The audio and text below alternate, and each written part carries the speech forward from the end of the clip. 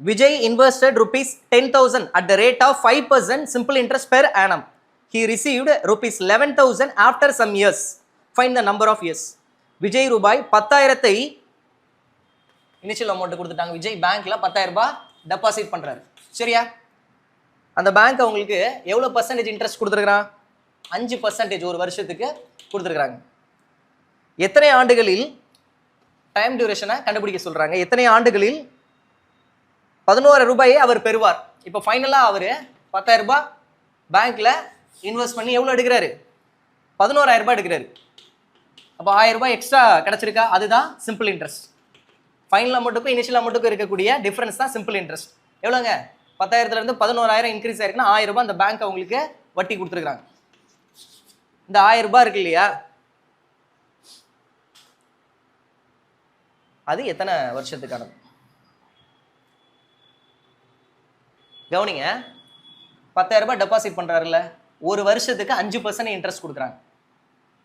Initial amount எப்பயுமே 100% இருக்கும். சரியா? இதுல 5% எவ்வளோன்னு பாருங்க. 10% 1000 ரூபாய், 10% 1000 ரூபாய்னா 5% 500 ரூபாய். அப்போ ஒரு வருஷத்துக்கு 500 ரூபாய் வட்டி கொடுத்துருக்காங்க. அப்போ 2 வருஷத்துக்கு எவ்வளோங்க இருக்கும்? 1000 ரூபாய். அதுதான் கண்டுபிடிச்சிருக்கிறோம். அப்போ டைம் டியூரேஷன் எத்தனை வருஷம்னு கேட்குறாங்க? 2 வருஷம்.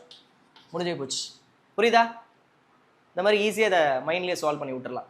10,000 ரூபாய் இருந்தது, 11,000 ரூபாய்னு இன்க்ரீஸ் ஆயிருக்குன்னா 1000 ரூபாய் வட்டி. அந்த 1000 ரூபாய் எத்தனை வருஷத்துக்கானது? நீங்கள் ஒன்று பண்ணுங்க, ஒரு வருஷத்துக்கு 5% வட்டின்னு சொல்கிறாங்களா, 10,000 ரூபாயில் 5% எவ்வளோன்னு பாருங்க, 500 ரூபாய். அப்போ ஒரு வருஷத்துக்கு 500 ரூபாய்னா சிம்பிள் இன்ட்ரெஸ்ட்ல எவ்ரி இயர் இன்ட்ரெஸ்ட் சேமாக தான் இருக்கும். முதல் வருஷம் 500னா அடுத்த வருஷம் 500 தான், அடுத்த வருஷம் 500 போகும். இப்போ ஒருவேளை இங்கே 1,500 ரூபாய் வந்ததுன்னா நீங்கள் என்ன பண்ணுவீங்க? 500 500 500 3 டைம் இன்க்ரீஸ் ஆயிருக்கு, அப்போ 3 வருஷம்னு சொல்லுவீங்க. இதே 2,000 வந்திருந்ததுன்னா 500 500 500 500 4 டைம் இன்க்ரீஸ் ஆகி 4 வருஷம் சொல்ல போறீங்க. இவ்வளவுதான். இல்லை இதெல்லாம் எனக்கு வேண்டாம்னா simple interest equal to PNR/100 formula இருக்குல்ல, இதில் கூட போட்டுருங்க. 1000 ரூபாய் வட்டி கிடைச்சிருக்கு. இனிஷியலாக நான் டெபாசிட் பண்ணது 10,000 ரூபாய்.